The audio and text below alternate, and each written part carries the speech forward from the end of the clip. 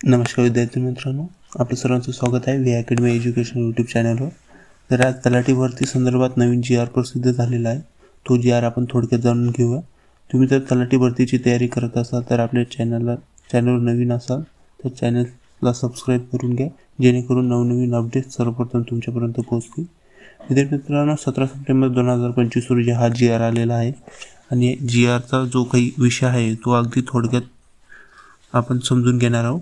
तर राज्यातील ग्राम महसूल अधिकारी म्हणजेच तलाठी संवर्गातील अस्थायी पदांना मुदतवाढ देण्याच्या बाबतीत हा जी.आर. आहे। तर 1200 तलाठींची जी एकूण पदे आहेत त्यापैकी 4000 पदे आहेत। पदे ही अस्थायी स्वरूपाची आहे। कशी अस्थायी स्वरूपाची म्हणजे टेम्पररी बेसिसवर। त्यांचा कालावधी हा 31 ऑगस्टला संपलेला आहे। जे काही टेम्पररी बेसिसवर पदे असतात ते काही कालावधीसाठी असतात, तर त्यांचा जो कालावधी होता तो 31 ऑगस्ट 2025ला संपलेला आहे।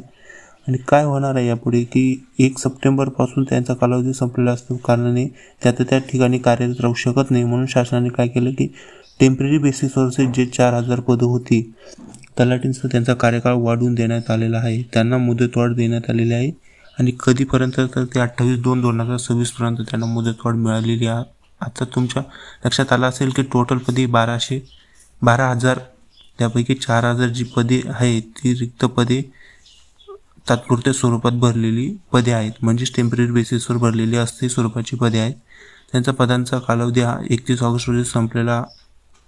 आता तो शासनाने वाढवून दिलेला आहे आणि तो वाढलेला आहे फेब्रुवारी 2026 पर्यंत।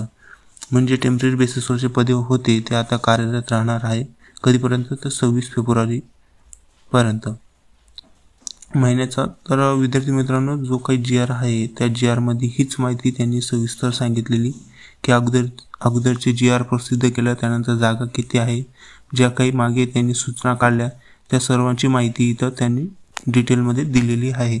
थोडक्यात जे काही माहिती होती ती आपण जाणून घेतलेली आहे।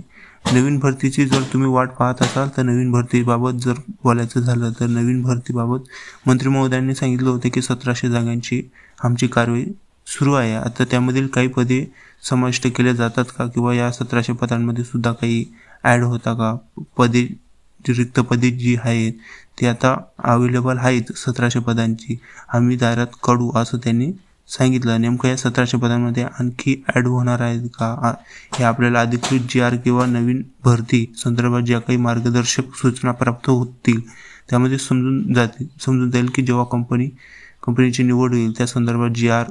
प्रसिद्ध झाला तर आपल्याला लगेच लक्षात येतील की नेमक्या जागा किती आहेत, 1700 जागा आहेत की हे 1700 जागा आहेत हे मंत्री महोदयांनी सांगितलं, पण त्यामध्ये आणखी काही वाढ होते का ते आपल्याला भविष्यातच समजणार आहे।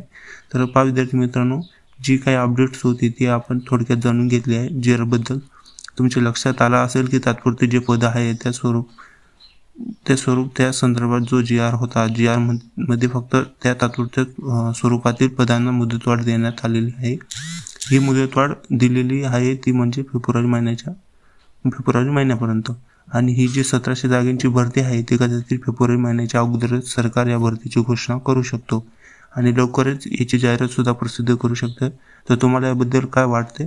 तुम्ही तलाठीची तयारी करत असाल तर नक्की आपला टेलिग्रामचा ग्रुप आहे तो जॉईन करून घ्या। त्यावर अगदी मोफत स्वरूपाचे मार्गदर्शन PYQ सिरीज चालू आहे।